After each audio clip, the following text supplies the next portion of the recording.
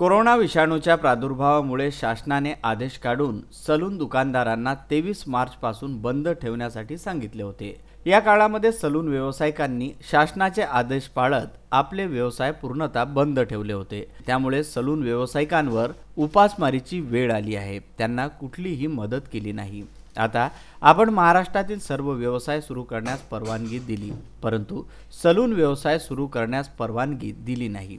तामिळनाडू, दिल्ली सारख्या राज्यांनी सलून व्यवसायाला नियमांसह परवानगी दिली आहे। आपणही अशा प्रकारे नियमावली आखून परवानगी द्यावी किंवा दरमहा 10,000 रुपये प्रत्येक सलून व्यावसायिक, दुकानदार, मालक व कारागीर यांना तातडीने द्यावी।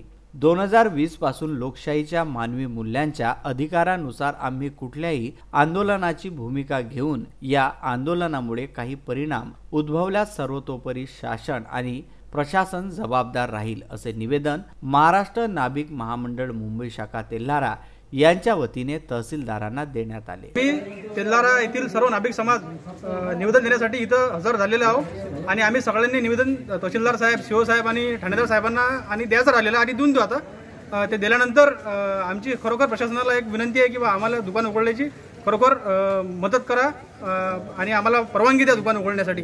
तुम्ही जे नियम व अटी सांगसान आम्ही ते सर्व ते पाळायला तयार आहोत आणि हे नियम व अटी पाळल्यानंतर जर आमच्यात जर समजा काही तुम्हाला त्रुटी आढळल्या तर तुम्ही आमच्यावर कारवाई करा साहेब, पण आम्हाला परमिशन द्या दुकान उघडण्याची। आज रोजी आम्ही तेल्हारा तालुक्याच्या वतीने नाभिक महामंडळातर्फे तहसीलदार साहेब, सीओ साहेब आणि यांना आम्ही आज निवेदन दिलेले आहे की आज आमच्या समाजाची खरंच खूप बिकट परिस्थिती झालेली आहे।